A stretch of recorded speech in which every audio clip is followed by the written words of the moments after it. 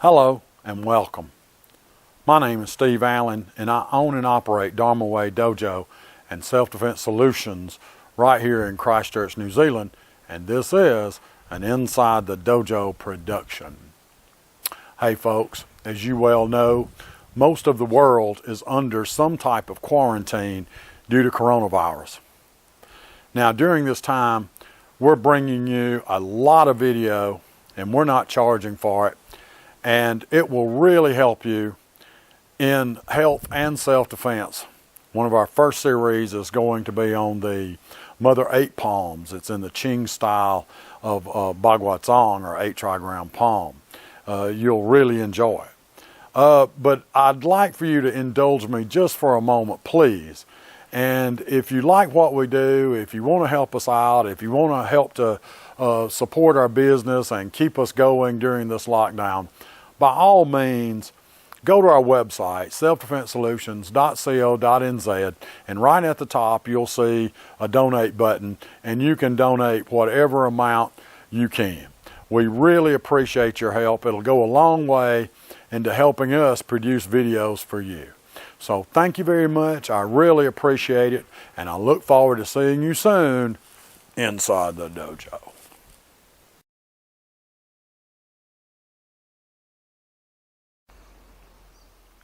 Hello and welcome to our video series on the Mother 8 palms in bagua zhang. This is a Cheng style form. Now there are many of these Mother 8 palms. There are many forms of bagua depending on the lineage that you're in. This is the Cheng style lineage from Cheng Hua. It varies from other Cheng style lineages. So don't let that worry you. There's not only just one type. There are many types. But they all roughly are producing the same thing in your body. So to understand bagua zhang, you have to understand that it's a circling art, that it's constantly in rotation. Okay, it rotates in centripetal and centrifugal ways as you walk the circle. That's the basic power training methodology in bagua zhang. So today, preliminarily, I have to show you a few things before we get started on the palm changes or the form itself. One is to understand that bagua zhang is an internal martial art. And by internal martial art, I mean that it's not with tension. It starts from the inside out. So you should start from a place inside your body called the dantian, and move outwards from there as you turn and circle. That's very important. That's why I have this laid out like I have here. You don't have to do your form like this, but this gives you an idea of how the form should be done. So we'll be walking inside these mats here. So you can see I put these mats down. I put this as the center of the circle. There's roughly 2 steps, roughly 6 feet between this center here and each side. So you could say that the radius is 12 feet, and it just circles around like this. So 2 steps, that brings me inside here. That's a good way that you can map it out for yourself if you'd like to do that. You don't have to have a pole in the center like this. You don't have to, but it really helps. And if you have about 4 different places, you can just put sticks down if you're practicing at home, or bricks or anything else. It really doesn't matter. But these just give a good view on film of what we're going to do. So you do have to bear with me a moment while I show you that. And this is very brief and is not deep enough. I'd have to do a couple of videos of an hour each to get into it really deeply. And I won't do that because a lot of people are interested in the form.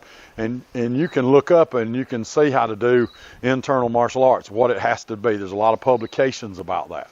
So if you want to write me, send me an email.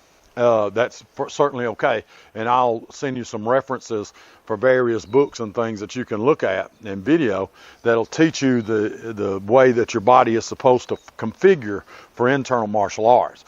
But just briefly, you need to find something called zhang, which is to sink to the lowest place naturally. So when you sink down, you're going to sink down and open the crotch. In other words, a lot of people come in and their knees are inside their toes. You want to sink down like this. Allow your tailbone and lower back to come forward without tension. Hollow the chest, tuck the chin, and allow this point on the top of your head. It's called bagua point, 100 meetings, governing vessel 20. And you can look that up and see where governing vessel 20 is. If you tuck your tailbone then this point right here, if you just imagine a line right through your body, comes right to the tip of your tailbone, which is called Wailu. So these 2 points, the bagua and the Wailu points, need to line up. Now, don't hold your spine stiffly.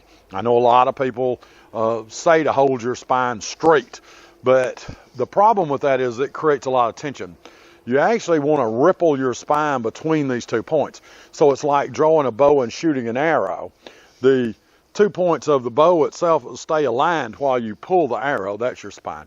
So your top and bottom stay together while your spine can actually ripple like this. It takes a while to get used to doing that. Hollowing the chest is also important.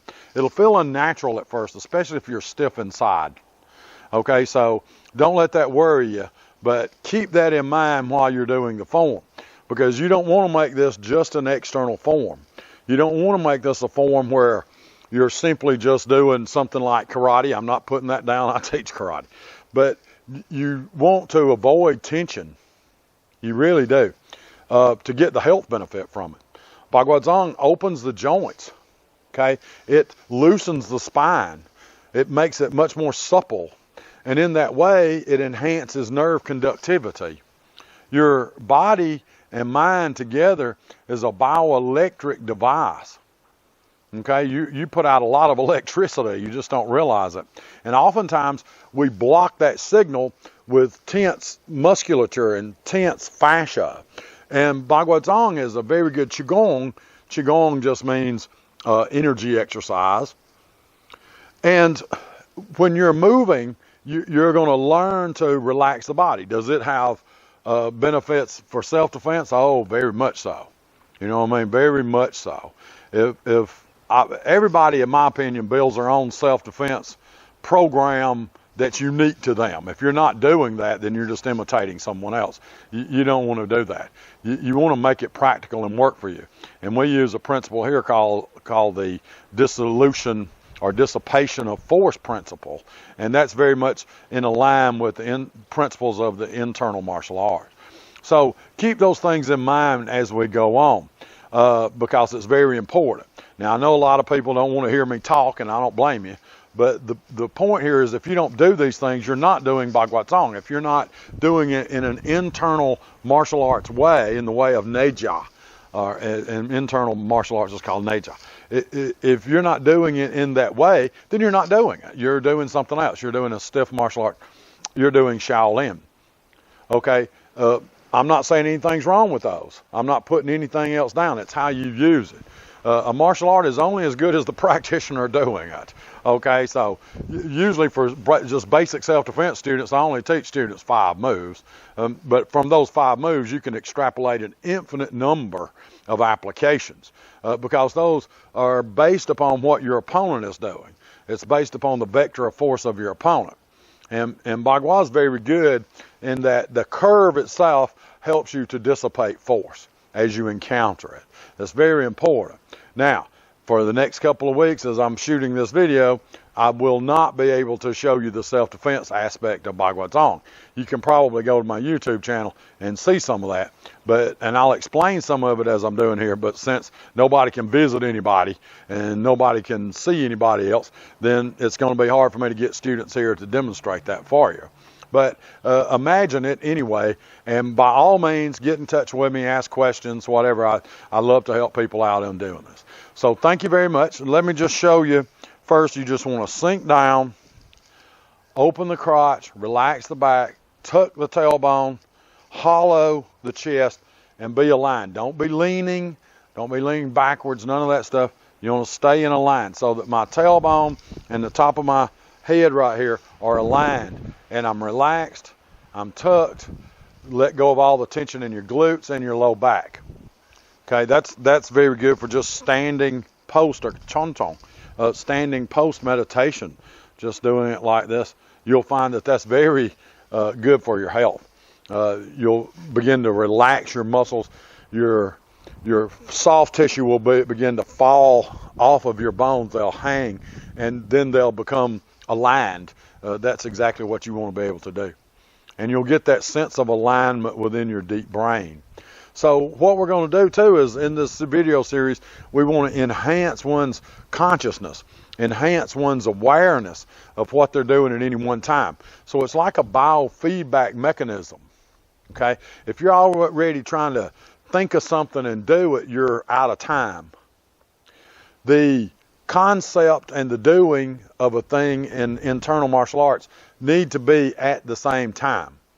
If not, when you see an attack coming, you'll have to add a new process to your brain. You'll have to go to thinking about what to do and then doing it. You don't have time to do that. You must act spontaneously. Okay? And so bagua zhang actually teaches that.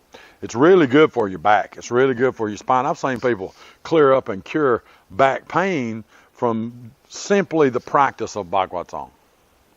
So if you'll do that, give it a chance, you'll see how good it is and how helpful it is. And I hope you're enjoying it. And I will see you real soon. We'll do the next video inside the dojo.